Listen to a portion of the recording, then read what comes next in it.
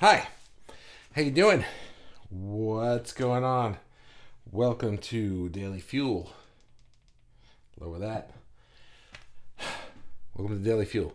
Welcome to the group. What do I usually start? Welcome to the replay. I usually say something. Today, all of a sudden, I was trying to think of what I say. You can't think of what you say. You got to do it on autopilot. Kirsten's here. Hi. And Ray is here too. Hello to both of you. Yeah, if you're watching in the replay, then let me know you're in the replay.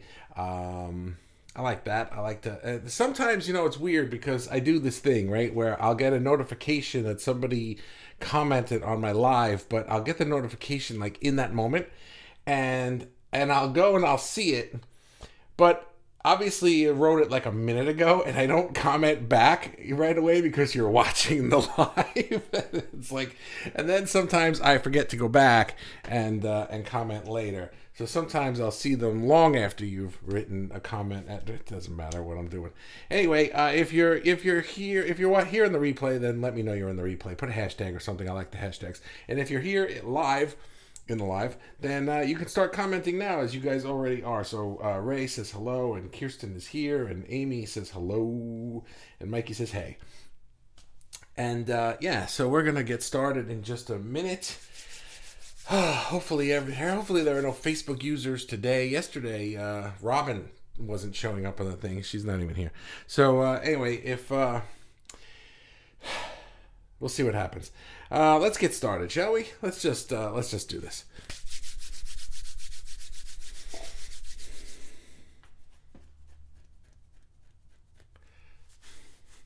I'm itchy. Please respect my boundaries. Boundaries are important. We need boundaries to safeguard ourselves and protect ourselves. Not protect ourselves, but you know what I'm saying. Like not go insane, right? And who was it? Greta Cleaver wrote a thing about nobody actually wrote anything specifically about boundaries, but boundaries is the topic that I came up with based on what Greta and Crimson and Whitney were writing in my post about what should I do Daily Fuel about. And Greta was saying that sometimes family members will ask her to paint something that's outside of her style, and Crimson was commenting on this as well, and I can understand that. Sometimes people who are close to us might want us to do something that's not our thing. For me, it's not so much somebody asking me to create art outside of my style, but it could be clients asking me to do things that I don't do, and or that I kind of can do. It's like, hey, can you paint this thing for me? Yeah, I can, but I don't do that, and I don't want to do that. And sometimes it's like that in business, where clients will be like, hey, take care of this thing for me, and it's like, I can do that, I don't want to do that, and that's not what I do. So you need boundaries in that sense. And also, Whitney kind of added to this. It was a separate topic that she thought of, but it kind of fit here, is finding time for yourself to do your art when your little kids want to be, painting on your canvas too. And I just kind of lumped that in with people not really respecting your time, because I think that really what this comes down to is, please respect my boundaries. Please respect that I am an artist, first of all. Maybe a lot of times the people who are closest to us in our lives can't even come to terms with the fact that we've chosen art as a vocation, as a career, as something that we love to do. It's like, why do you do that? Go get a real job. Please respect my art style, or the work that I do, or the kind of thing that I do, or the things that are in my wheelhouse compared to the things that are not in my wheelhouse. Robin, I can see you today. Yes, thank you. And Amy, it doesn't matter that you can see Robin. I have to be able to see her in Ecamm. You guys can all see each other on Facebook. That's not the issue. That's funny. I can see.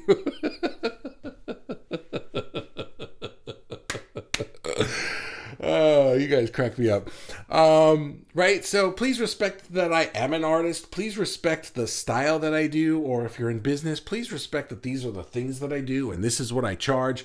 And if we're talking about family members and your time, please respect that sometimes I need time to do these things and just leave me the fuck alone, right? Just get away from me.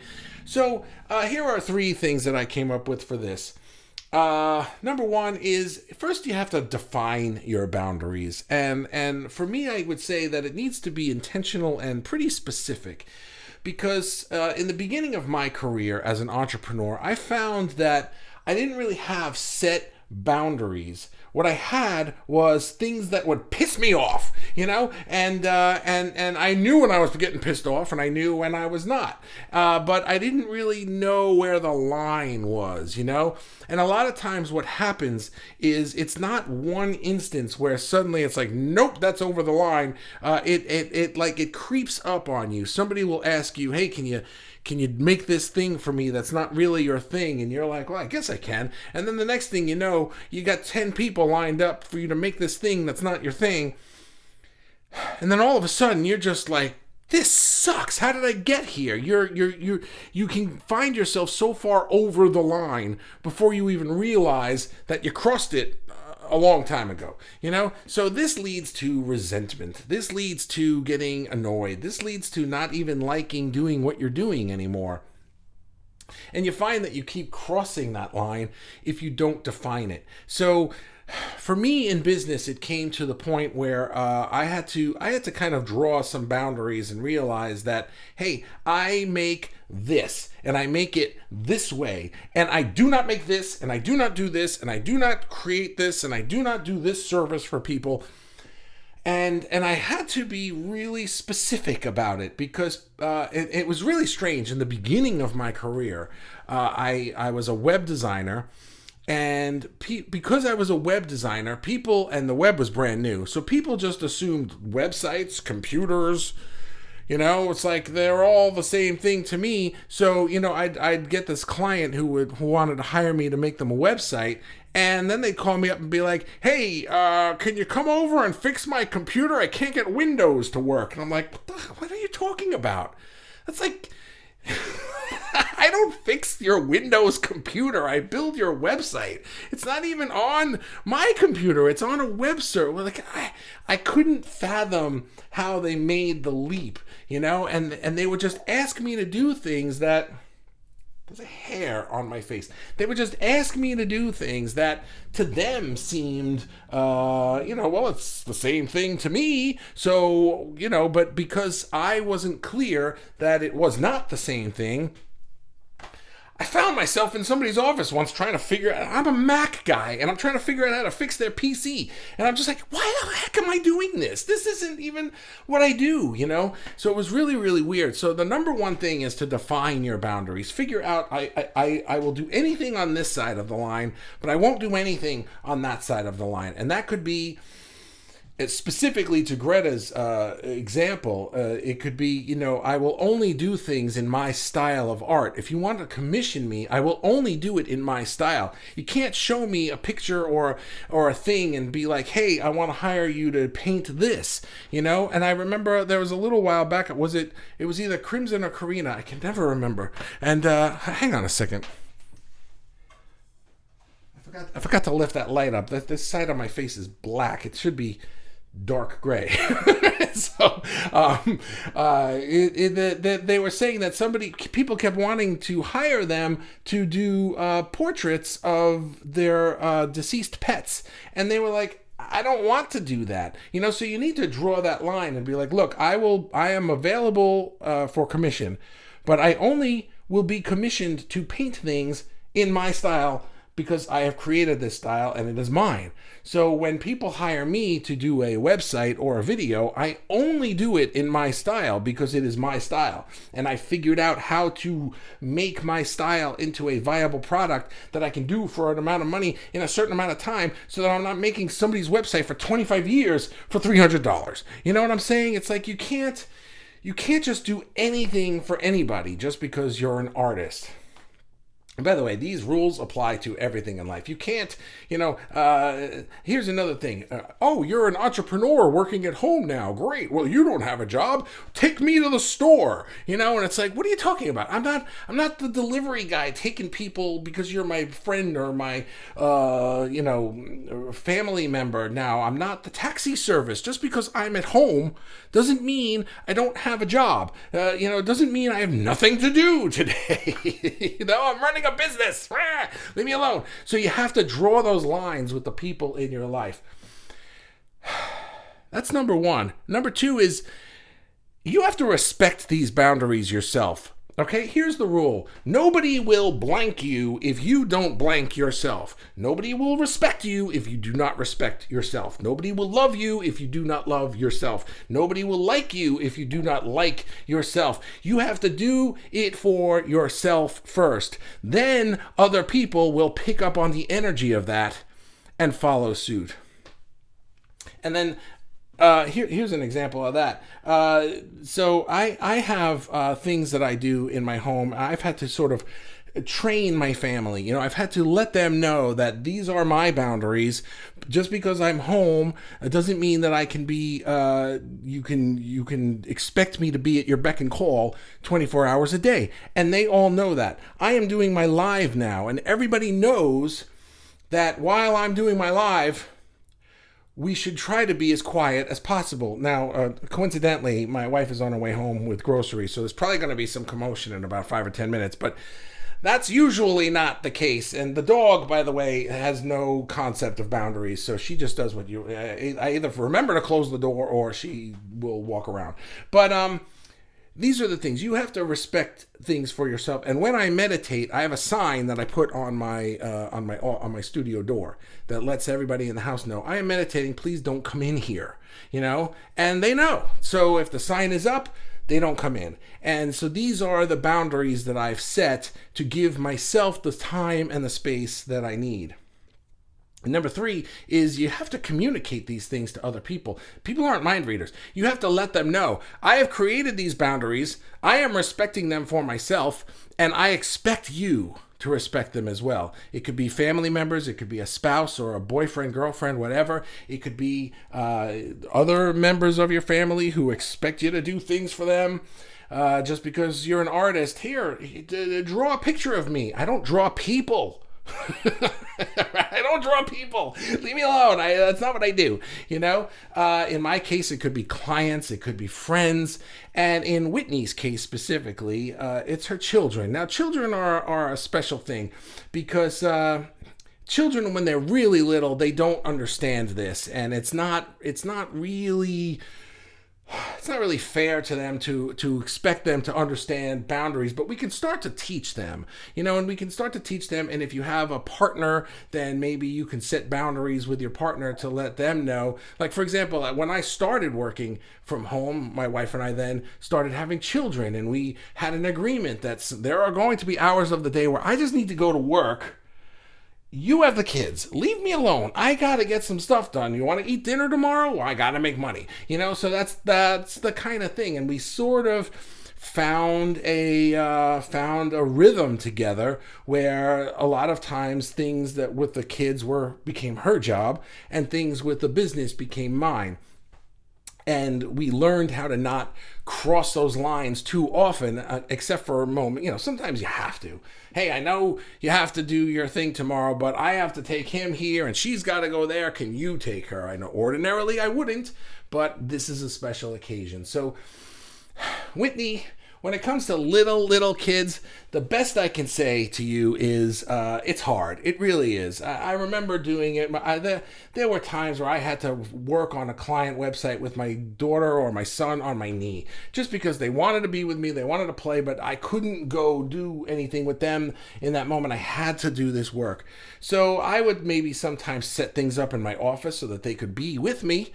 Actually, that worked out really well. I have an office here where I have a TV and a couch, couch, and I even set it up where my son could come down and play video games in here sometimes just to hang out, And even now, he's older now. He's in high school, and he and I have started working out together. So for a bit in the afternoon each day, he'll come down here and we'll work out together. So now the way I do it is I just have time where it's like, okay, now is the time where I can do stuff with you, and now I'm going back to work. And they get that. But when they were really little, there was definitely some juggling involved. And there was definitely, for me personally, okay, everyone's finally in bed asleep. I'm going to go work through the night. And unfortunately, that's how it had to be done some days. But, this is what you have to do, I think. It's really difficult with little kids. Dagmar, you're here, and I can imagine that you probably have incorporated it looks like you've incorporated your kids into your art making sometimes. So I'm going to end this one here and come to the comments. Let's see what we got. Amy, Mikey, but Robin, I can see you. And Richard's here. What's up, buddy? And Amy says, yes, the boundary with family is blurry. The closer you are with the people, the blurrier the boundary gets. It does.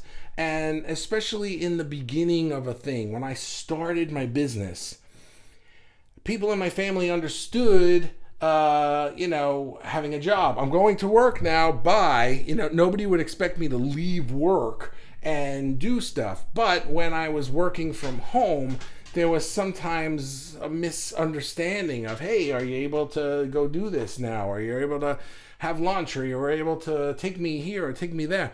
And it's like, no. So you have to set those boundaries. And Dagmar says, hi. Kirsten says, so many times I've taken on a job out of my style or something I don't want to do, and I get paralyzed. No one wins there, and lots of guilt not getting it done. I've started to say no more. It's hard, right? This is a really good example, because sometimes with business, it's hard. If you're in the beginning of a business, you don't really have a lot of options when it comes to saying no to a client. You might be in a position where you just need to take on any client and build experience, build a client base, build a referral network. There's a lot that goes into starting a business. Once you've become established, you can really start to tell people no more often. But yeah, if you're at a place, here's how I think of it, Kirsten. There are still things that I'm doing in my business that aren't my favorite things. I'm now at the point where it's like, I don't take on services that aren't even in my wheelhouse anymore. I'm way beyond that. But I have now decided these are my favorite things. And they're like my favorite crayons in the box. But once in a while, I still have to color with these crayons. And I've thought of them as a paper route, or that was the Being the Roadie Daily Fuel that I did a week or so ago, where it's like sometimes you're the roadie. Sometimes you have to take the amp onto the stage and set it up and get the mic ready and everything, in that metaphor. Sometimes you have to do the things that you don't want to do, just because you're still building up to being able to do only the things that you really, really want to do. As long as we have that goal in mind to get to that place, and we understand the difference, then I think that it's okay. Don't be too hard on yourself with that. Dagmar says, I call that emotional bulldozing. Never ignore your own feelings. You call what? I don't know what you call that. Call what? Emotional bulldozing. I don't know. It's okay to say no. Nobody. You call emotional bulldozing when people impose what they want upon you? Is that what you want? Yes, emotional bulldozing. That's a good word for it. Right, a bulldozer. Excellent. That's what I'm taking it as. Amy says, it's okay to say no. Nobody challenges you or questions you when you say yes, so you shouldn't feel you have to justify your no response. That's very interesting, right? Hey, can you do this for me? Yes. What do you mean you can do this for me? Explain yourself. Nobody says that. and if you can say no firmly, but it can still be politely, you don't have to be rude about it, but you can say no firmly, and you can even... Look, here's an example, right? Hey, can you make this thing for me? Oh, I'm sorry, I don't do that. I used to do things like that, but to be honest with you, I'm not really that good at it, and I don't enjoy it. And then I find that the people that I do it for, they don't really get the full value out of it. However, I know there's a gnat. I know this person who does that great. I can hook you up with them. So maybe if people keep asking you to do a certain thing that you don't like to do or don't want to do or can't do, find somebody who can, and then just funnel people over to them. And then maybe that person can funnel people over to you. That's a win-win. Dagmar says, we cannot control other people's feelings or responses. Strong boundaries versus leaky boundaries. That's really good. Respecting your boundaries makes them strong, but not like walls or fences, but a tense, soft inner hug. I like that. I really do. That's excellent. You're right. You're reiterating what I said. It's like you got to define those boundaries, but you have to respect them first. Because if you're on your boundaries, then other people are going to find the leaks. Be like, well, can you do this for me? I don't know. Maybe. Come on. Be a pal. Come on. Do it. Please. That kind of a thing. Or just badgering you. Like, why won't you do it for me? I don't understand. You're so good. Right? It's like if you're not strong in your convictions of what your boundaries are, then other people will keep poking until they find the holes, the leaks. Nice. Dagmar. Don't leak. What? What is this? Hi. Am I still here? This is like 5 comments in one. Are your boundaries leaky or are they strong and clear? The final portal towards clarity, I feel, is blame, shame, guilt, and handling those. Those never ever serve us. It's true. When you bring yourself down by saying I'm wrong or you're not able to embrace your inner power light, when boundaries are leaky, people will cross them. Yep, I love the golden keys compass in this. When we are able to be there in the now, in the presence with our feelings being soft, we create a space of potential growth. The only thing that matters is that we ourselves and not how other people feel will respond. We cannot control how other people respond. We can only be honest, back ourselves up by our heart's cores, and not being sorry for living the way we do. Yeah, this is all really great. This is exactly it, right? Some words I link with boundaries. Resistance, emotional bulldozing. That's when you ignore your own feelings. Interesting. Okay. Socializing. I like that. Peer pressure, embracing, investing in one's courage of the heart. No idea if this made sense. I know it's long to read. Well, there you go. It disappeared. Very good. I liked all of that. Dagmar, more? I never made something I did not like. Well, that's cool. Water breathe time. Water and breathe break. Okay, cool. Amy, you're like my new breathe person.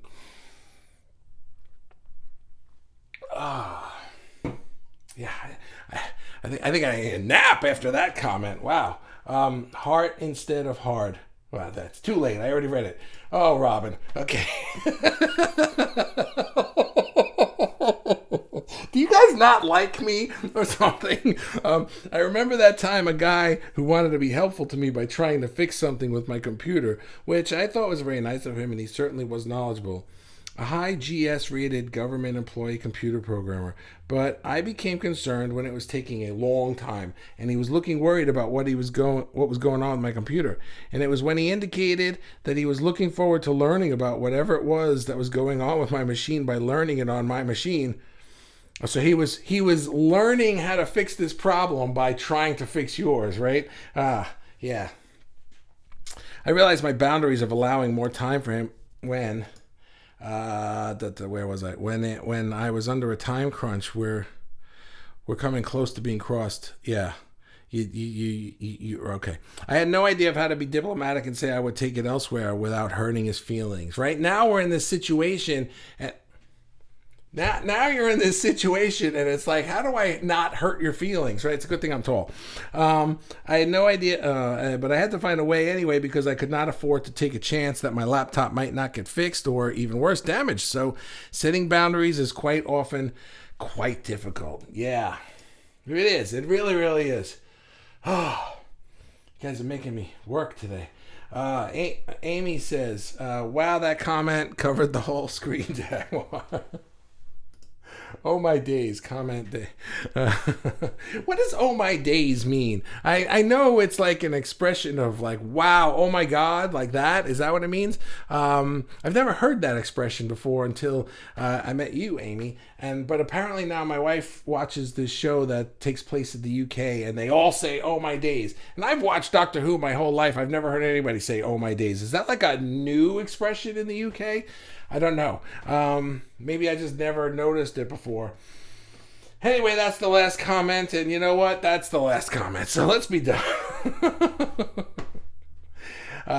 Here's my boundary, guys. Let's truncate these. No, I'm kidding. I actually, it's a lot of fun. The long comments. I joke about them and doing this kind of stuff. It's fun. It adds a little comedy to the show, I think. So keep them coming, guys. There's no issue with the comments whatsoever. Well, guys, hey, thanks so much for hanging out with me today. And if you're, I was about to say something and it went right out of my head. Anyway, thanks for what Amy's answering me. Oh my days is like, oh my life is like, instead of saying, oh my God. Okay, yeah, it's that. It's like an expression of wow, right? That kind of thing. You said you are a singer with long secret breaths. I am. I know how to breathe in between things. So, okay, well, Kirsten, you have the booby prize as of right now, and I'm going to say goodnight. So thank you very much for hanging out with me. We'll be back tomorrow, and that's it. Kirsten, you get the booby prize. So thank you. Bye-bye.